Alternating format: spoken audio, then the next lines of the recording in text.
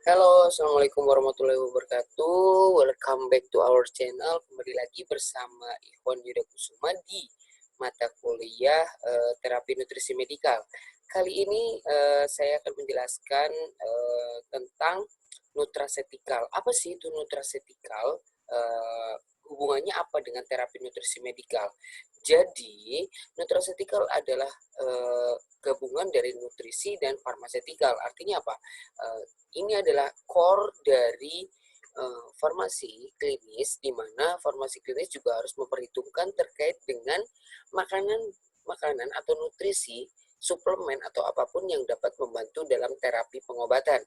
Di situ ada vitamins dan mineral, kemudian ada probiotik, ada dari tanaman, alga, fungi, dan lain sebagainya, kemudian asam amino, ada juga tradisional medicine, kemudian terangkum semuanya menjadi nutraceutical. At least kita akan bahas lebih detail di uh, PowerPoint ini. Oke, let's check it out.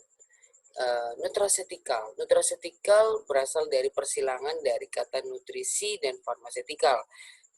De Vries tahun 1989 itu mengatakan bahwa nutraceutical adalah substansi yang dapat berupa pangan atau bagian dari pangan yang memberikan manfaat kesehatan atau medis, termasuk pencegahan dan pengobatan penyakit.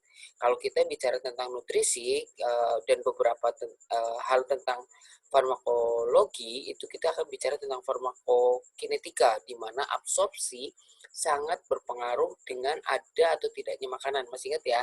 Oh, dengan perut kosong, oh sebelum makan, oh setelah makan, oh ada yang tidak boleh makan grapefruit misalkan, interaksi obatnya. Nah, itu terkait dengan mekanisme antara nutrisi dan farmasetikal. Nah, nutraceutical sendiri merupakan produk yang diisolasi atau dimurnikan dari bahan pangan dan umumnya berbentuk obat. Bukan merupakan suatu pangan yang bermanfaat memberikan perlindungan pada penyakit kronis tapinya ya. Nah, pada disebut juga ada yang menyebutkan juga pangan fungsional.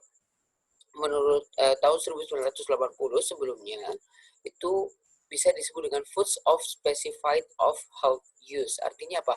Makanan yang spesifik digunakan untuk penggunaan kesehatan. Nah, BPOM tahun 2005 itu sudah mengatakan bahwa pangan fungsional yaitu pangan olahan yang mengandung satu atau lebih komponen fungsional yang berdasarkan kajian ilmiah mempunyai fungsi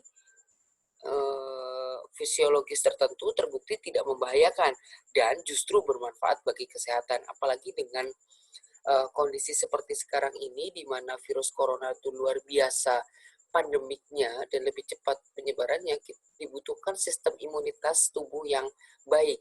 Salah satunya adalah penggunaan nutraceutical, yaitu intake vitamin C dan intake vitamin E yang baik ya. Nah, suplemen pangan itu adalah produk yang ditunjukkan untuk melengkapi zat gizi pada makanan. At least sebenarnya kita sudah mendapatkan gizi dari makanan, tapi kadang kita juga membutuhkan support dari luar. Contohnya adalah suplemen pangan ini. Contohnya adalah vitamin, mineral, asam amino. Begitu juga ada bahan-bahan yang lain seperti tumbuhan atau bukan tumbuhan, kemudian yang mempunyai nilai gizi atau efek fisiologis dalam jumlah yang terkonsentrasi. Jadi misalkan UC 1000 berarti maaf ya saya menyebutkan merek ya, contohnya itu. Jadi di situ mengandung apa? Oh 1000 unit vitamin C gitu ya. Nah, karena vitamin itu bentuknya adalah unit ya yang harus kalian pahami. Kemudian tidak berupa makanan, tetapi sudah dikemas dalam beberapa bentuk yaitu kapsul, kapsul lunak, tablet, bubuk dan atau cairan. Kemudian ada contohnya adalah kapsul antioksidan atau tablet vitamin ya, yang sekarang mungkin sedang banyak dicari dan dikonsumsi oleh masyarakat. Kemudian ada yang disebut dengan substansi nutraceutical atau faktor nutraceutical. Apa itu? Yaitu senyawa kimia yang terdapat dalam pangan yang memiliki manfaat kesehatan atau medis. Pengelompokan substansi nutraceutical dapat dilakukan berdasarkan satu, sumbernya kayak gimana, yang kedua yaitu mekanisme kerjanya bagaimana, yang ketiga adalah sifat kimianya seperti apa. Ya, pengelompokan substansi nutraceutical itu dapat diklasifikasikan berdasarkan sumbernya. Yang pertama, berdasarkan sumbernya dari tanaman, yang kedua dari hewan, yang ketiga dari mikroba. Nah, sementara berdasarkan sifat kimia ini tadi berdasarkan sumber ya. Yang kedua berdasarkan sifat kimia. Kalau berdasarkan sifat kimia itu ada turunan isoprenoid, kemudian substansi fenolat, ada asam lemak, karbohidrat dan turunan-turunannya, kemudian asam amino, mineral dan mikroba. Nah, kemudian yang sering kita kenal adalah DHA. Apa itu DHA? Biasanya dengar di mana coba? Iya, betul. Dari susu biasanya ya. DHA itu singkatan dari docosahexaenoic acid ya, merupakan asam lemak tak jenuh ganda yang bisa disebut juga dengan PUFA ya. Nah, ini asam lemak ini itu baik untuk tubuh ya, terutama untuk kesehatan dan kecerdasan otak. Asam lemak ini merupakan bagian dari omega 3. Nah, secara biokimia ya kan, jadi omega dan alfa ya. Jadi ada omega, ada alfa.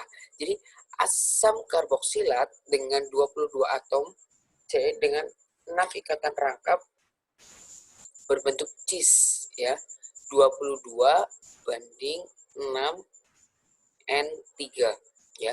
Coba hitung sendiri. Atom C-nya ada berapa? 1, 2, 3, 4, 5, 6, 7, 8, 9, 10, 11, 12, 13, 14, 15, 16, 17, 19, 20, 21, 22 ya. Jadi dengan 6 ikatan rangkap 1, 2, 3, 4, 5, 6 ya. Kemudian ada N3 ya berbentuk cis. Ya. Disebut juga dengan omega 3 PUFA, nama lainnya adalah servonic acid ya. Atau bisa dibilang dengan alcis, docosa, 4, 7, 10, 13, 19, 19 hexaenoic acid. Nah, manfaatnya tuh apa sih sebenarnya DHA itu? Nah, biasanya ini untuk ibu hamil juga mengkonsumsi yang banyak mengandung DHA. Karena apa? Di situ ada perkembangan otak janin, ya, perkembangan penglihatan dan kemampuan motorik bayi, kemudian metabolisme lipid pada anak dan orang dewasa, kemudian kesehatan kognitif orang tua, pencegahan terhadap beberapa jenis kanker, dan sebagai anti-inflamasi. Nah, DHA merupakan satu produk nutrasetikal ya, biasanya digunakan untuk suplemen. Jadi untuk suplemen makanan, biasanya untuk anak-anak kan sudah makan ya, nah diberikan susu yang mengandung banyak DHA untuk suplemen atau pendukung dari makanan. DHA juga disebut dengan food additive pada makanan formula untuk bayi ya. Jadi memang ini adalah makanan tambahan untuk bayi. Nah, sumbernya itu apa sebetulnya? Nah, sumbernya itu kalau tadi berdasarkan sumbernya nutraceutical bisa berasal dari tanaman, hewan, atau mikroba ya. Nah, khusus untuk DHA itu kebanyakan didapatkan dari makanan, dari hewan, yaitu ikan salmon. Ya, biasanya ikan salmon ada dosisnya di sini. Nanti kalau bicara tentang terapi nutrisi medikal, kalian akan bicara tentang berapa kalori, berapa miligram per 100 gram, jadi kebutuhannya berapa, nanti kalian akan tahu ya. Nah, DHA pada ikan kebanyakan berasal dari mikroalga yang dimakannya. Jadi DHA murni dari minyak ikan belum tersedia secara komersial. Ya. Sementara ada mikroalga, terutama jenis Cryptecodinium cohnii dan Schizotrium ya, diekstrak melalui proses fermentasi terkontrol ya. DHA pada sistem saraf pusat itu sangat bagus sekali. Jadi DHA ditemukan pada materi abu-abu di otak ya. Ini gray matter namanya. Ya, kalau kita lihat otak itu ada bagian yang disebut dengan gray matter atau bagian pikirnya ini. Dan pada bagian lobus frontal, frontal itu dekat jidat ya, itu disebut dengan lobus frontal. Nah, bagian yang bertanggung jawab terhadap informasi dan peningkatan dan emosi. Bagian ini juga penting untuk perhatian, perencanaan, pemecahan masalah, perkembangan sosial, dan perilaku emosional. Jadi DHA pada sistem saraf itu sebagai komponen dominan dari membran sel otak. Penyusunnya adalah 40% PUFA membran sel otak.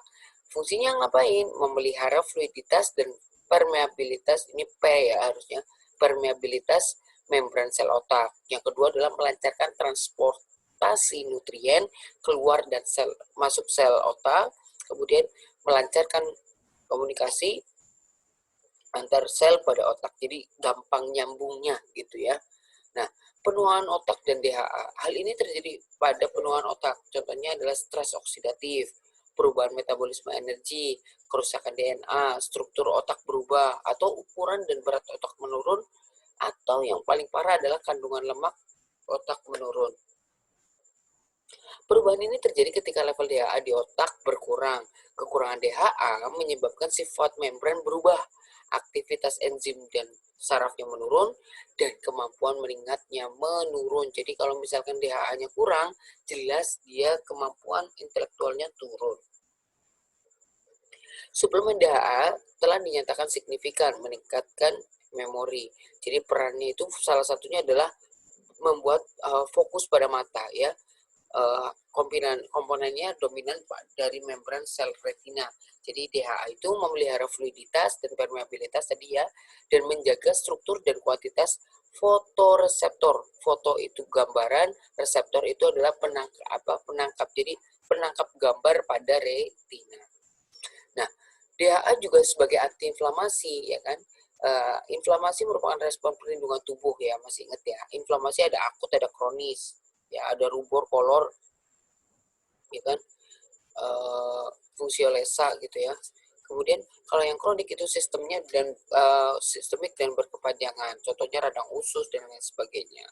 Ya, hal ini memacu beberapa penyakit kronis, misalkan diabetes, penyakit jantung dan aterosklerosis.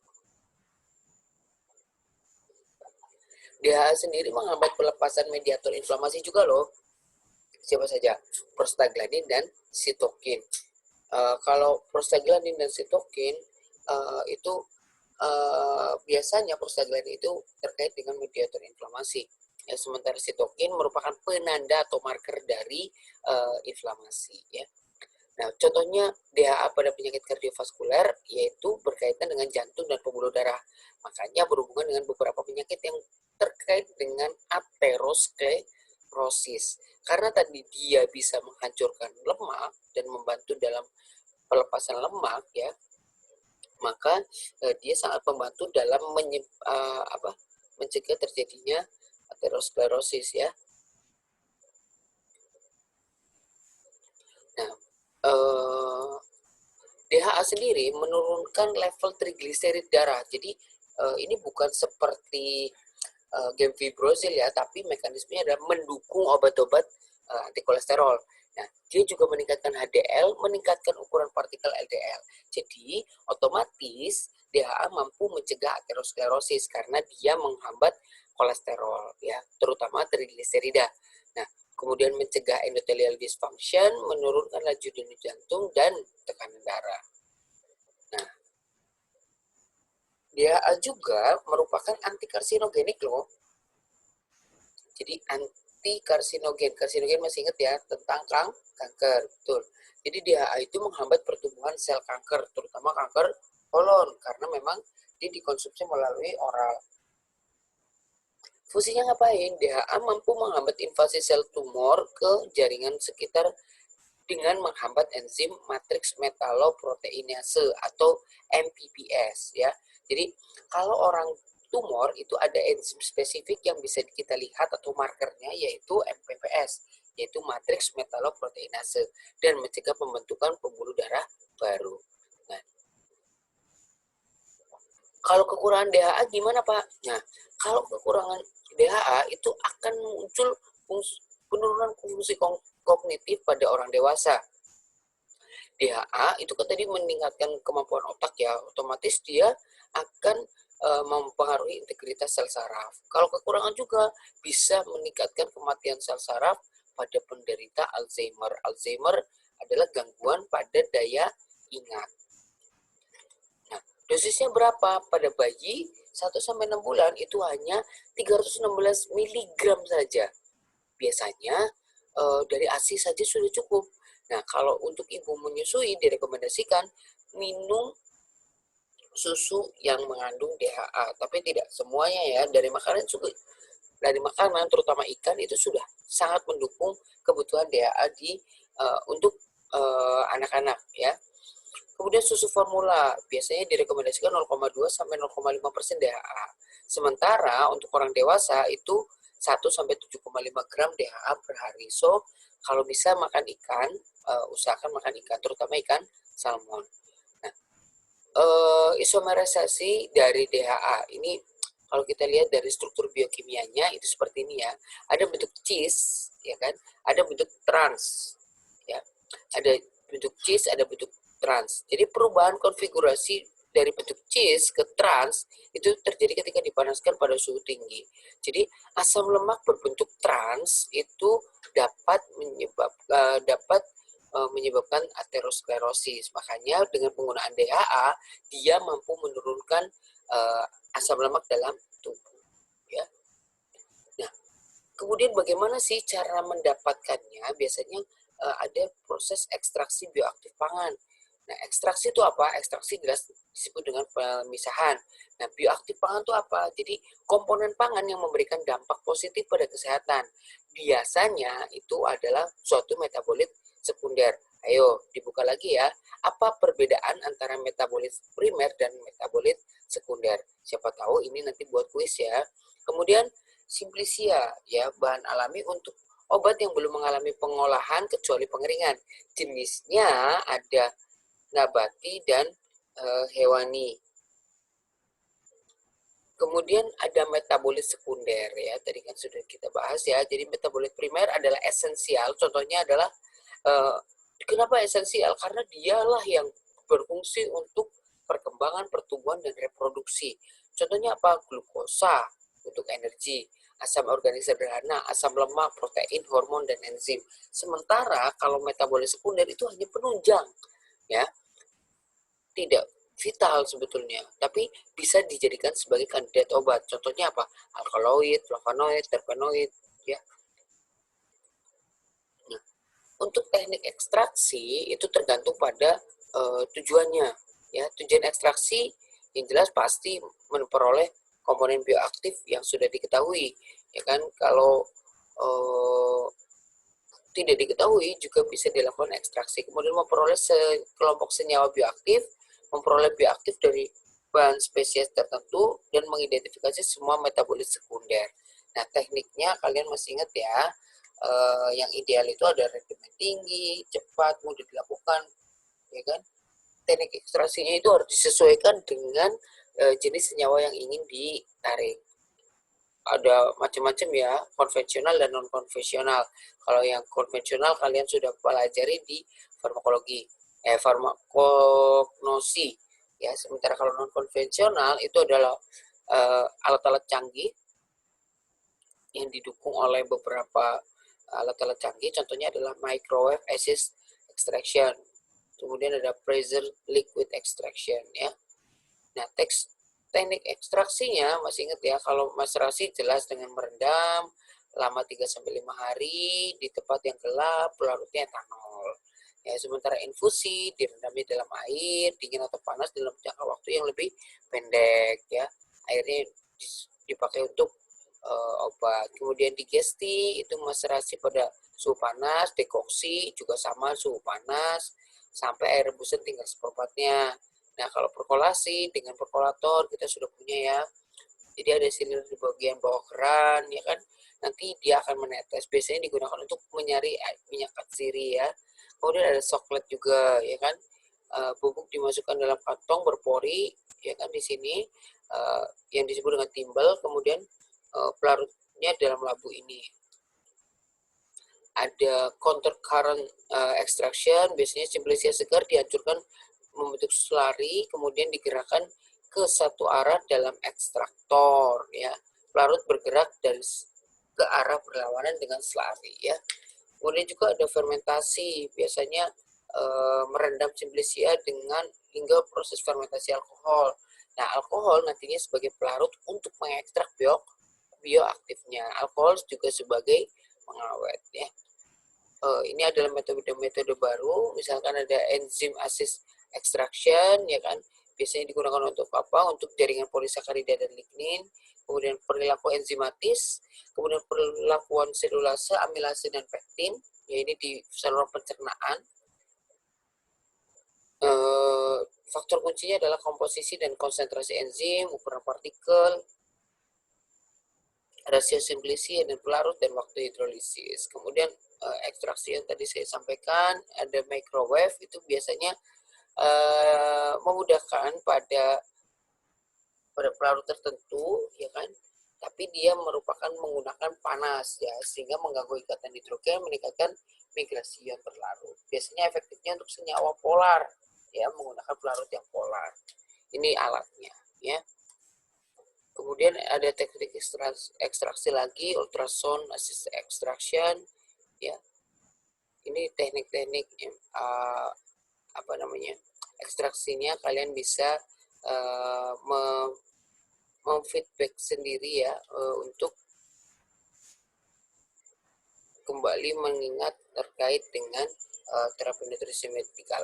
Jadi at least sebenarnya gambaran terkait dengan nutrisi medikal itu hanya ini saja. Jadi awalnya adalah kita lihat dari sifat fisika kimia dan dari sumbernya. Besok kita akan mulai membahas mengenai satu persatu terkait dengan nutrisi yang dibutuhkan oleh tubuh dan bagaimana metabolismenya. Oke guys, itu aja untuk hari ini. Mudah-mudahan bermanfaat sebagai gambaran awal. Jangan lupa setelah ini kalian ada tugas untuk mencari nutraceutical apa yang ada dalam kebutuhan dari farmasis. Jelaskan salah satu, nanti kita akan bahas di pertemuan berikutnya di forum. Thank you very much. Thank you for watching. Terima kasih atas perhatiannya. Wassalamualaikum warahmatullahi wabarakatuh.